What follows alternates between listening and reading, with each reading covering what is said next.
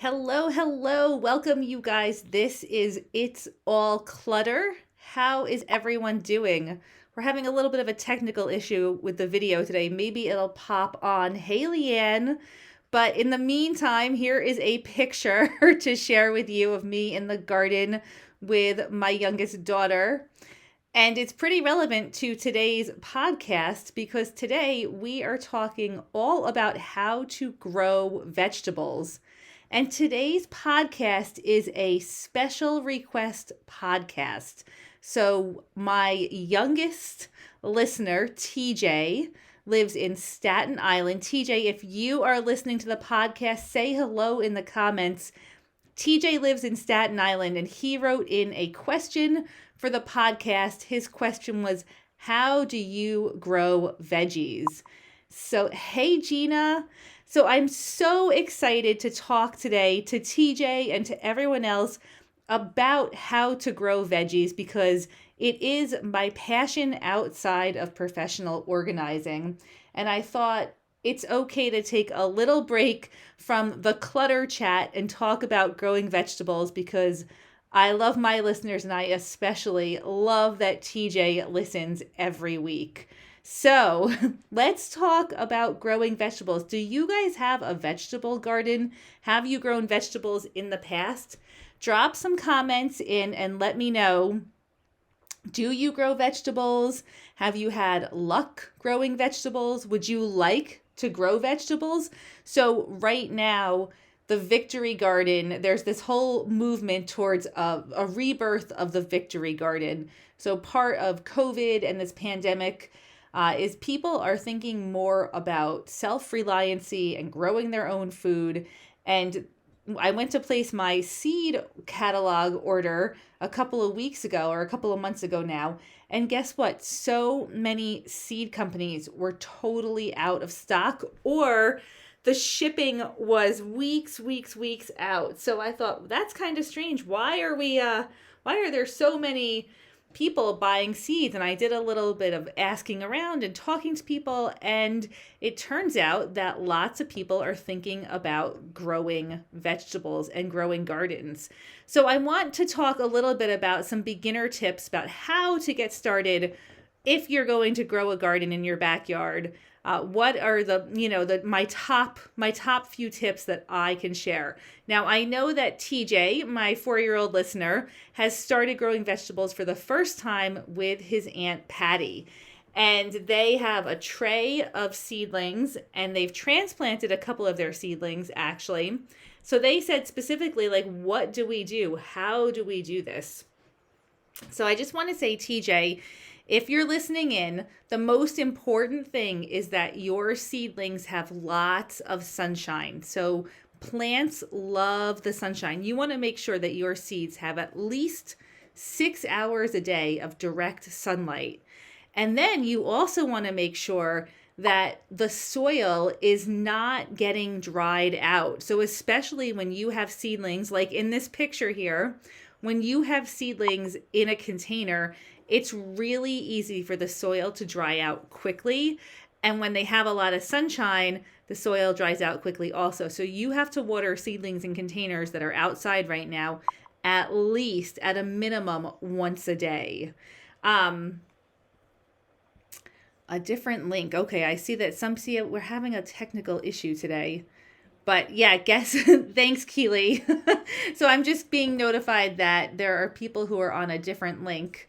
And I don't know, I had a little bit of an issue with my software just now. So I appreciate Keely going and letting everyone know where to go. So, hey, Paulette, while we wait for TJ and his aunt to get to the right spot, I'm going to go into the comments here. Oh, and you have a mango, a peach, and a banana tree. So I'm actually allergic to mangoes. Little known fact, mango allergy is a real thing, but I do love mangoes. Unfortunately, I can't eat them anymore. And you must be I know you're in Florida, so that's a much warmer zone than we are in. We definitely cannot grow mangoes or bananas, although we do grow peaches in the Northeast, and they are delicious. Hey, Karen. So Karen says, I've grown veggies in the past. I have a few veggie plants this year. Eggplants, Brussels sprouts, tomatoes, peppers, zucchini, and an herb garden, and lots of flowers. That sounds lovely, Karen. Karen, what's your favorite thing to grow?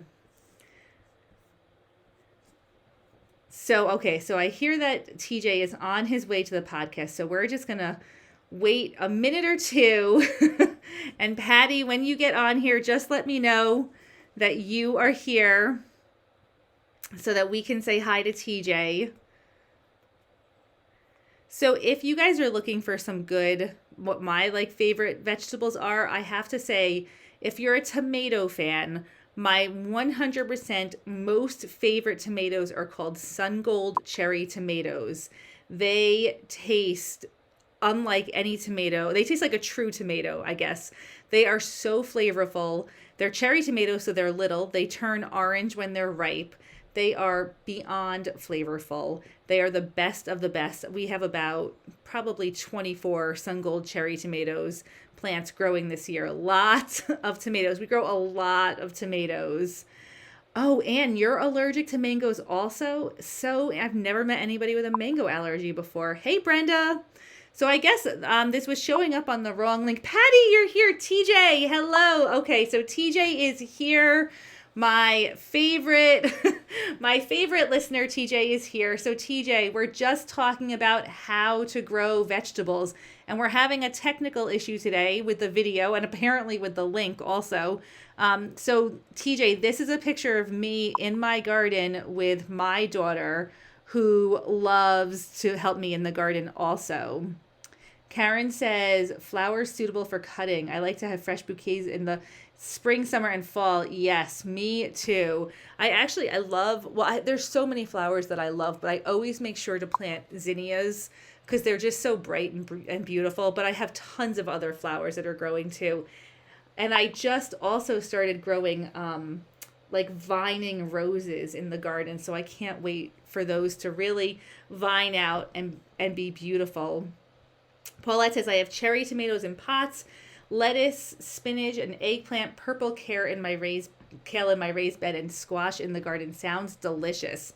So Patty and TJ have a tray of seedlings that they are wondering what is the next step. So TJ, I just want to let you know, you definitely want to make sure that those seedlings are getting lots and lots and lots of sunshine. Sunshine is key. And then they also are going to need a lot of water so that the soil doesn't dry out.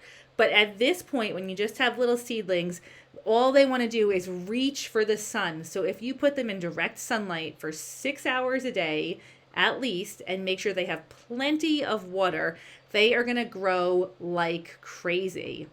You can leave most vegetables in pots. You don't necessarily have to put them into the ground. And sometimes, especially if you live in the city, that might be the best option for you. TJ, you know what else I have to let you know about? There are predators in the garden. So you have to, if you are going to plant your vegetables into the ground, you want to make sure that you protect them from the wildlife that's all around. Even dogs like to dig up vegetables. Raccoons love to go into your garden. Squirrels and chipmunks love going in the garden.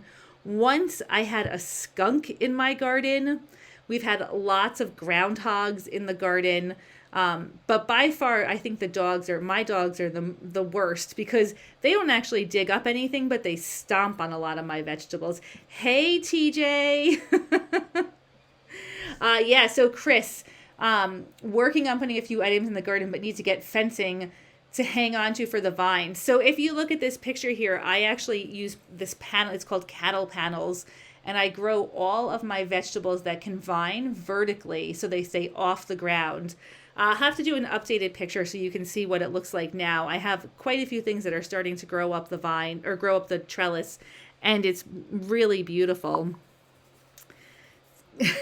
Hey, Candy, sorry about the complication with the link. We're having a technical issue today. I also have no video, but I have a picture. So TJ, the next important thing, so you want to make sure that your vegetables have a lot of sun and a lot of water.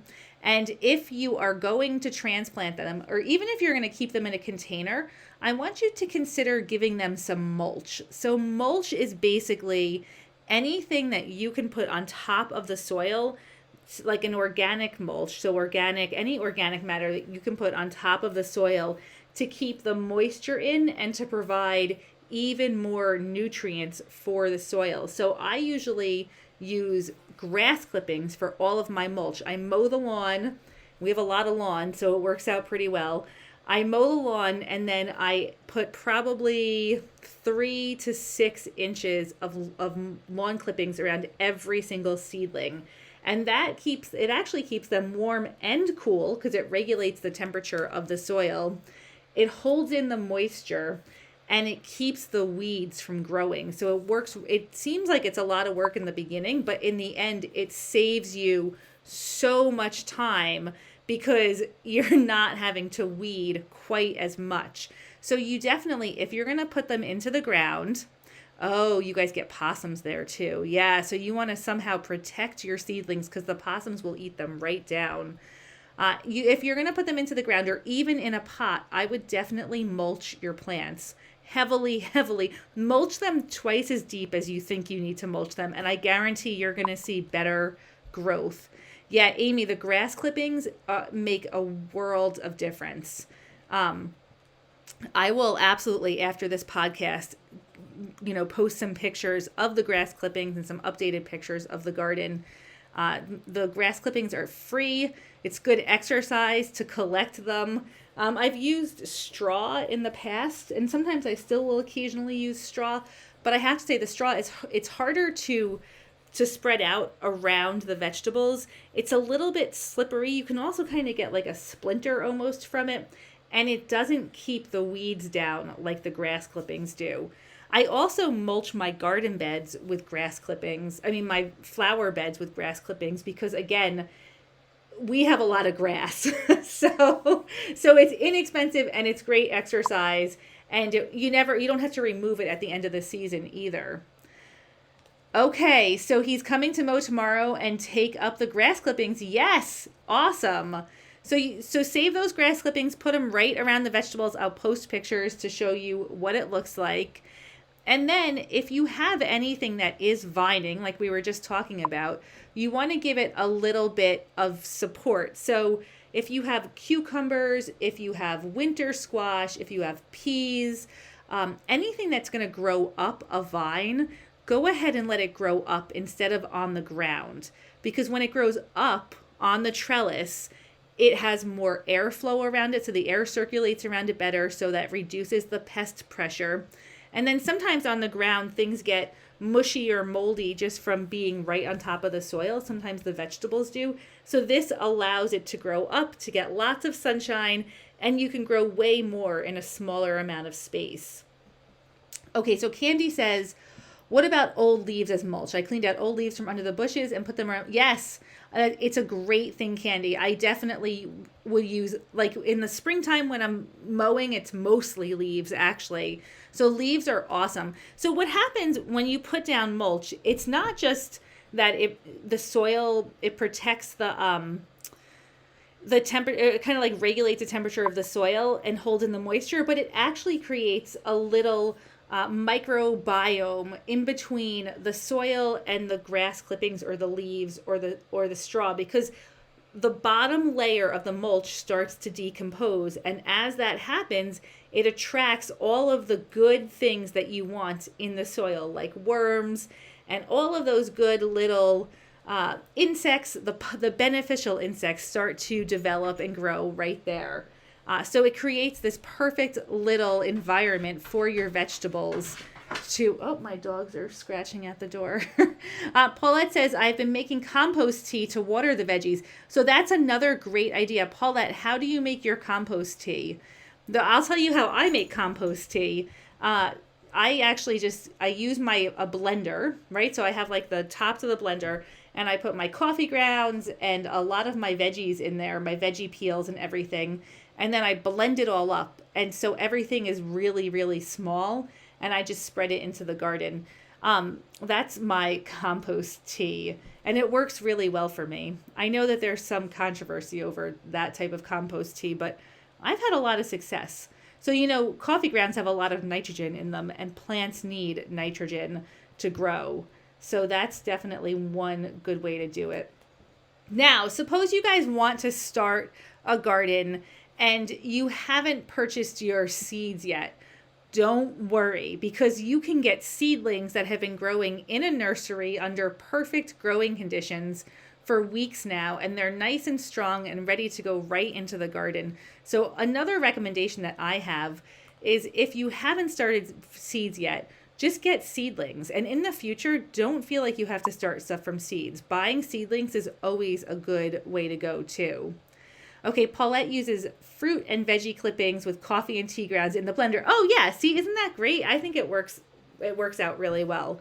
So you give your plants a little bit of food. So TJ, if you're listening in right now and you have somebody in the house that drinks coffee, you can take the coffee grounds and spread them in the soil, and they are going to give the vegetables the nitrogen that the vegetables need to grow. So you just want to do a little bit, sprinkle a little bit around, and that will help your veggies grow. It'll also deter some small pests. So sometimes you get little insects and things like that that are trying to eat your flowers or your leaves. I have cucumber beetles in my garden right now that I have been picking off. We actually bought beneficial nematites, I think they're called, which are basically like an invasive, some sort of invasive parasite, but it only invades the things you don't want eating your plants. So as soon as the weather is right, we're going to spread the nematites into the soil. It's really interesting and really fun. Aunt Patty and his sister Nicole both drink coffee. So if you guys have coffee grounds at home, then that would be a super helpful thing that you can do, is to put them into the soil, mix them up into the soil. TJ, I think that you're also growing sunflowers, and I think that that's awesome. You can grow sunflowers that are even bigger than you. We have grown mammoth sunflowers in the past, and they truly, at the end of the season, the stalk looks like a little tree. They're so big and so sturdy.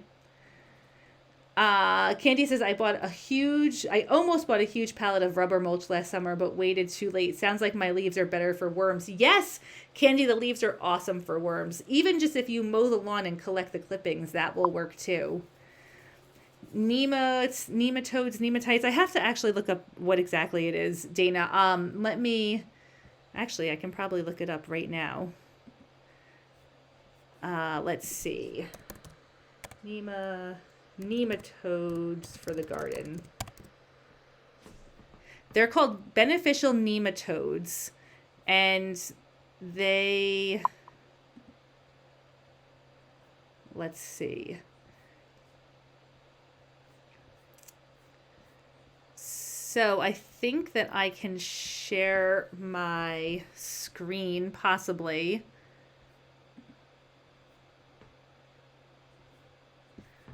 I gotta find the ones on Amazon. They were the little picture was really cool.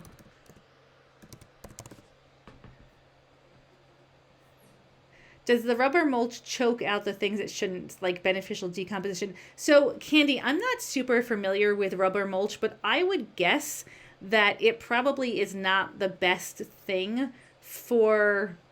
I mean, it doesn't decompose ever, right? That's the problem with plastic. It'll never break down. So I'm not so sure that I would use that. I mean, you could use it. It's probably not going to hurt your plants, but it's not going to provide that that little biome that it needs that can be really beneficial. So let's see here if I can show you my screen. Here we go. Maybe not. No, it didn't seem to work.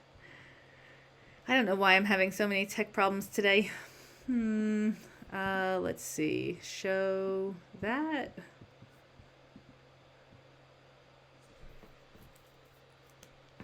Nothing.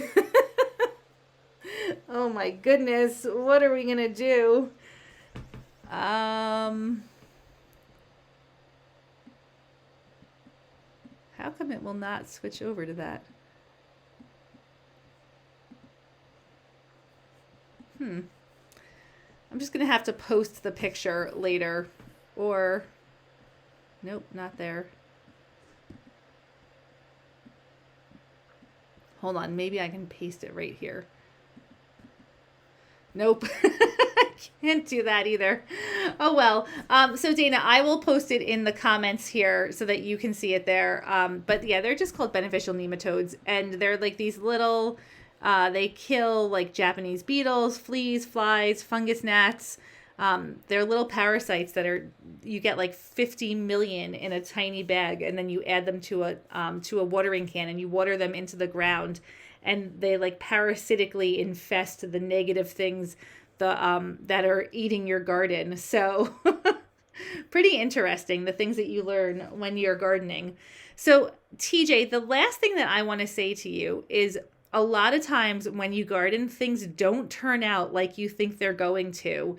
And that is okay. So that's the best thing about gardening is that it is, yeah, I know I'm over here. I can't get it to anything to go right here. No, Brenda, it's me. It's totally me. I wonder if I can just drag this out of the way.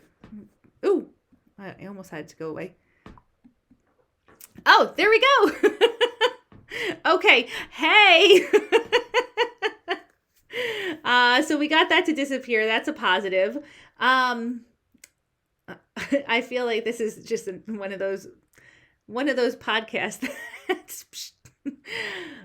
So TJ, here's the deal with gardening. When you garden, things go wrong all the time. And that's what I think is the best thing about gardening, because you're always, always learning. And learning is the greatest thing that can happen to you in life. To have an experience, to have a learning experience, and to say, oh, you know what? This went wrong because the possums ate it. So next year we have to protect our vegetables from possums, or this didn't work because well, for whatever the reason is, right? If you can learn from the experience and take anything that other people might call a failure and you call it a learning experience and grow from it and figure out how to do better next year, that's the most amazing thing for me about gardening. Gardening is something I will never master because there's too many variables involved, right? You just never know what's going to happen. You have cucumber beetles one year, Japanese beetles the next year, potato bugs the following year. Whatever it is, there's always something that's going to be a challenge. And that's just what it is. It's a challenge, and you learn and you grow and you take the experience and you just keep on trying. So TJ, no matter what happens to your garden this year, I am sure you're going to have some things that grow and are beautiful and other things that just, you don't know what happens. But no matter what happens, I want you to try to garden every single year. Don't give up. Just learn from the experience and take everything that happens and figure out how to do better next year. And that's all that you can do, and try and have so much fun doing it, because gardening is super, super rewarding. So enjoy your time in the sunshine. Thanks, Paulette.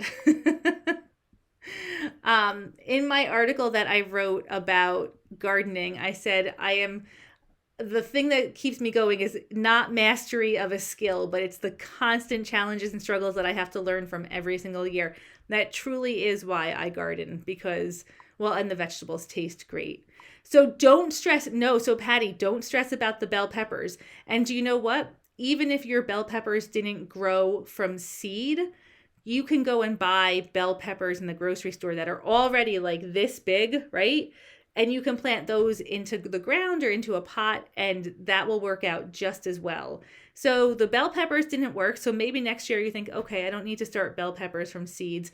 But your sunflowers, I think, are doing amazing, right? So that would be a good thing to remember. That's something to start from a seed next year. So yeah, it is. It's gardening and life. Gardening very much mimics life all the time. Are there any other questions that I can answer about gardening? I also can a lot of vegetables, so I preserve as much of my harvest as I possibly can. Last year, okay, I'll tell you guys a new thing that I did last year, which was really, really cool. We had a lot of watermelons, and I was getting a lot of watermelons from the grocery store also. And I dehydrated watermelon slices, and it makes like a watermelon taffy. It's delicious. So if you think about that, I can post some pictures. That was a really cool thing to do.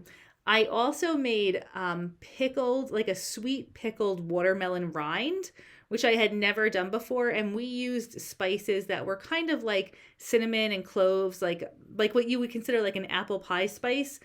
And that has been, so we canned a couple of jars of pickled watermelon rind, and we use it now in muffins because it tastes kind of like apples. It has like an apple pie flavoring. I got a doggie that's trying very hard to get into here. Sammy, come here. Come here. Come on. Come here. You want to say hi? You want to say hi to TJ? Come on. Come say hi. All right, TJ, look, you have a special guest who's joining you. Come here. Sammy, come on. Come on up here. Say hi. Say hi. Look. There's Sammy. Yeah, can you say hi to TJ? Huh? You say hi to TJ? Yeah? I know. Sammy likes the garden too, TJ. All right. So watermelon taffy, yep, it's just dehydrated watermelon slices and then pickled watermelon rind. So delicious. So, okay. I'm going to go ahead and end this crazy podcast. Thank you guys for sticking around with me. I'll post all of the links and pictures into the comments here so you can see everything. And we will be back next week with another topic related to clutter, because it's all clutter. Interestingly enough, whenever I kind of finish working with a client, oftentimes they start gardening. So I wonder if there's a direct correlation between clearing your clutter and then having time to grow a garden. There might be. It seems like it happens a lot. Okay, Keely says, I buy a lot of bell peppers. I'd like to plant some. Do I need a lot of room? No, Keely, you can totally plant. I do bell peppers. Check out square foot gardening. So square foot gardening is a method of growing stuff in a pretty small space. It's how I started growing gardening 20 years ago. You really only need about 10 inches per bell pepper plant, and you can get varieties where you get a ton of peppers. Sammy brought his ball. This is all that he wants to do, but we're not really supposed to play ball inside the house. Last year, I've had a variety of bell peppers called lunchbox peppers, and they were the little sweet bell peppers that you get in the grocery store. They were so delicious, and each plant yielded like 40 to 50 peppers. I mean, it was incredible. And they only probably needed about 6 inches in between each plant. So you can definitely grow bell peppers without a lot of space. They do like sunshine, so I would definitely try and find a sunny location. The other nice cool thing about growing peppers, especially bell peppers, is if they are ultimately going to be not green, you get to kind of see them phase through all of the color. So all peppers start, well, not all peppers, but a lot of peppers start green, and then they transition to whatever color they're becoming, if it's purple or yellow or red. And that's kind of cool to see that transition happen also.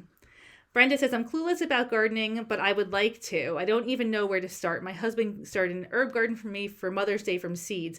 Brenda, go to the library or go onto the internet and search up square foot gardening. It's the best resource for starting, 100%. It just tells you how to grow everything in a small space without a ton of commitment. So go get some seedlings from the store, plant them into the ground, and just see what happens. That's right. Learn as you go. Candy says, do you always need to plant 2 of everything, like 2 jalapeno plants? So no. And Candy, you're saying, I don't know why I think that, but I always buy at least 2 of everything. So sometimes in the plant kingdom, there's male plants and there's female plants, but typically with vegetables, you don't need to worry about male and female plants. Occasionally you need to worry about male and female flowers. So on any of the squashes, you'll see when they start to flower, but in one plant you'll have male and female flowers. when they start to flower, there's a male flower and there's a female flower. The female flower has the little squash growing right underneath the flower. And usually the male flowers bloom first. So the earliest blooms are male flowers because nature wants to make sure that the male flowers are there when the female flowers come along.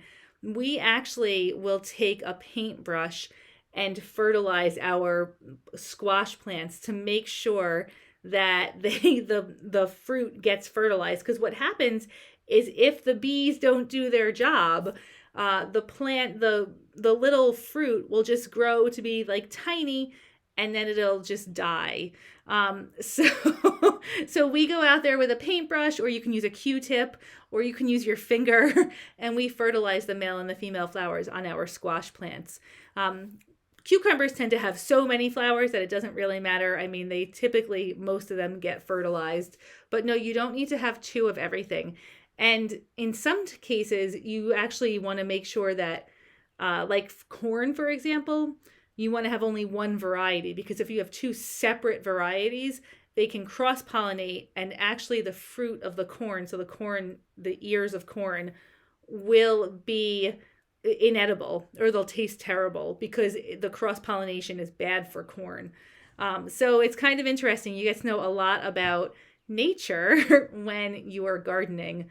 That's how it goes. And corn self-fertilizes also.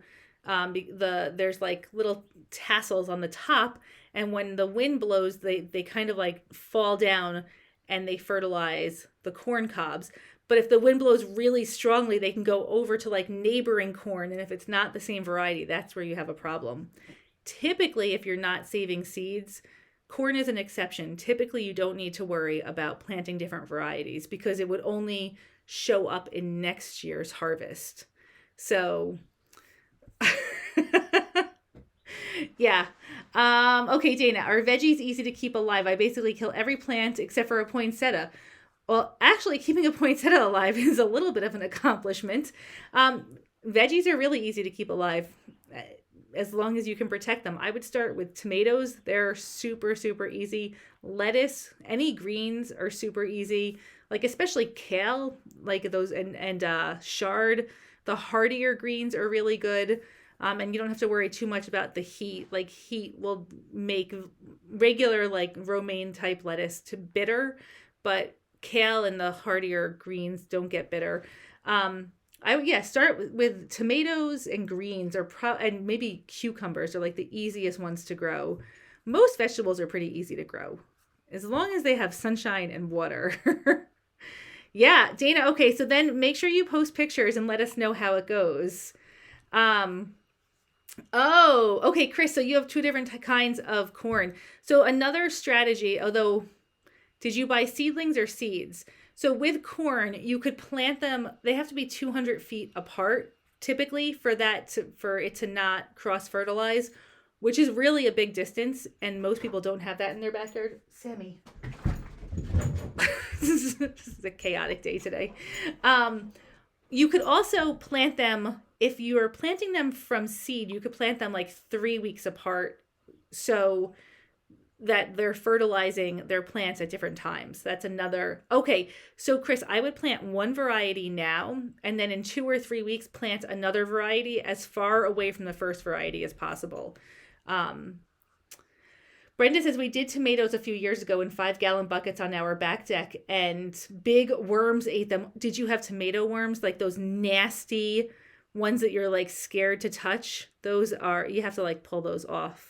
They will like chop down tomato plants. I forget what they're called. They're actually not called tomato. They're hornworms. They're scary. Like they actually are very frightening looking. They have like teeth and they're huge. But Brenda, that's all like the learning experience, right? So now you know if you see those big hornworms to definitely pull them off. You do have to really kind of look at your vegetables, if not every day, every other day, and just see what's eating them. There's always something, but sometimes it's not a big deal. Sometimes it is a big deal. Last year we had on our squash, we had something called powdery mildew. So it just was basically like a white coating that ended up killing most of our squash plants. Even though I was down there spraying it with all sorts of stuff, it just kind of got away from me, and I couldn't do it. We also had potato beetles one year that just decimated a whole entire potato crop. There's always something, and so sometimes it's great and amazing, and other times it's tomato hornworms. Yep. Um, it's Charlie's listening to me talk to you, Sammy. Yeah. Come here, Sammy. Come say hi again. Come here. Sammy's very obsessed with his ball, but luckily he doesn't bark at it because that would drive me crazy. Okay, so we've talked about dogs, hornworms. Uh, also, hey, so this TJ, do you have any more questions? Are you going to put some stuff into the ground, or are you going to keep it all in pots? It's really nothing wrong with keeping vegetables in pots. You can grow so much. The other thing that I love to do, and I love to do with the kids, is grow purple vegetables. There's so many purple vegetables. There's purple carrots, there's purple potatoes, there's purple peppers, there's purple tomatoes, there's purple corn, there's purple green beans. Can I use a tomato cage for green beans? Yeah, you totally can. Chris, you can also get a bush variety of green beans. So most green beans grow up are like pole beans, but you can get green beans that are a bush variety. Actually, these purple green beans that we grow, they're just a little bush and they grow tons and tons and tons of green beans. So you don't need to trellis all of them if you get the bushing variety. So my in-laws grow a lot of tomatoes, and we just got some from them now. Wow, that's a blessing. Okay, everything is in pots. That's really good, Patty. So if you do have possums, you could even take your pots in at night if you wanted to lug them back and forth. But you can also put some netting over them or something. You could try and protect them from the different things in the neighborhood. I love this Q&A. Yeah, the purple veggies are so, so, so neat. Oh, there's purple bok choy. That was the latest one that I found this year. And the cool thing about purple vegetables is that even if kids don't necessarily love a vegetable, sometimes having a purple vegetable, there's purple cauliflower. Sometimes having the purple vegetable, somehow makes it more appealing. So we've had nights where we just have,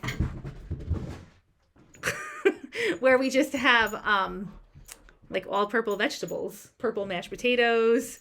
It's really fun.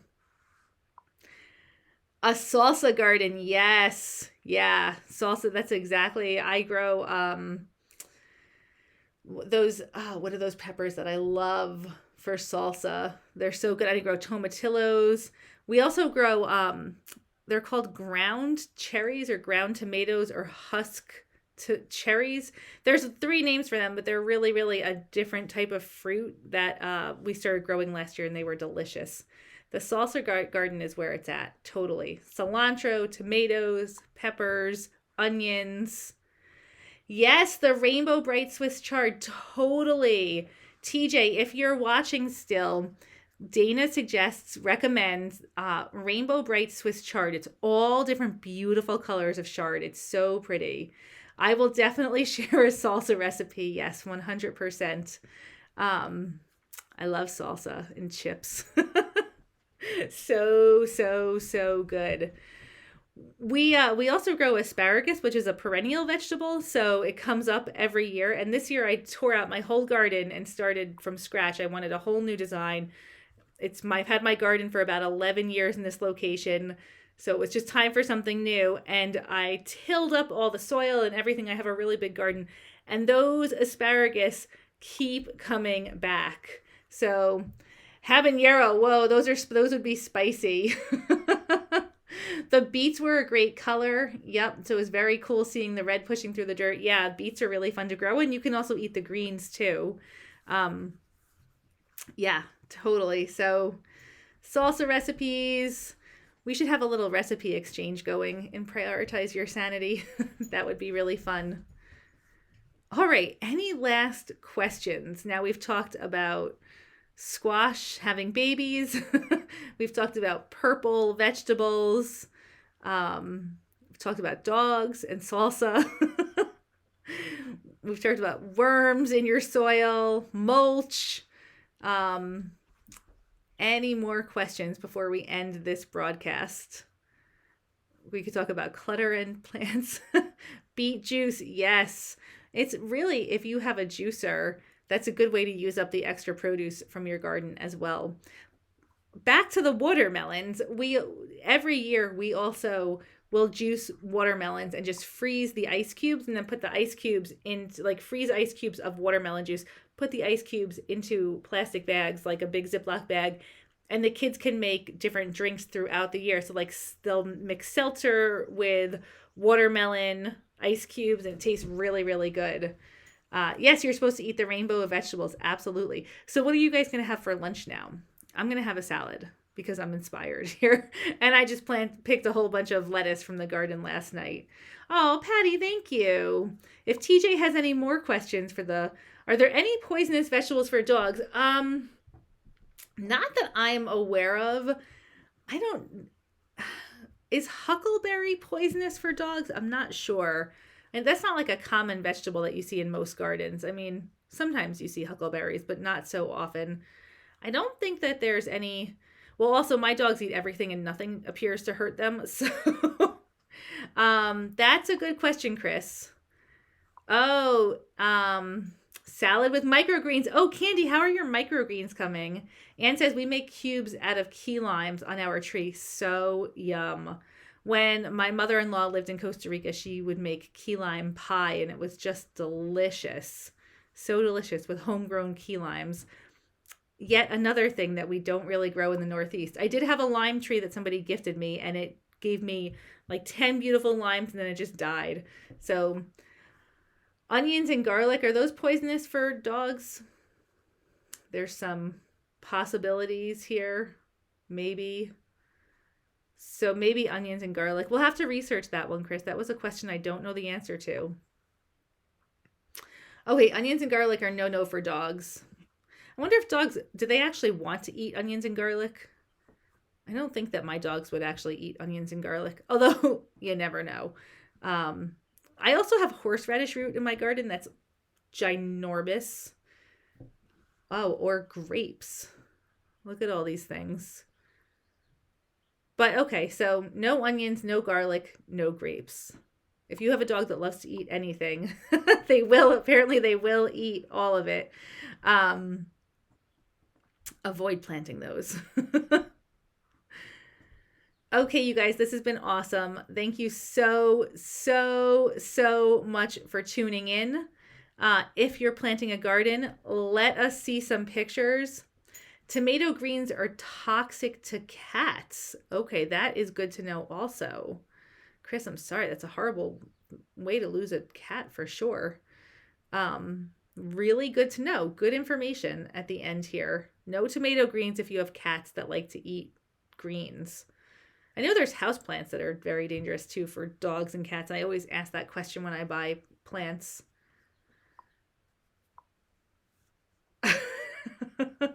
You guys have a great week.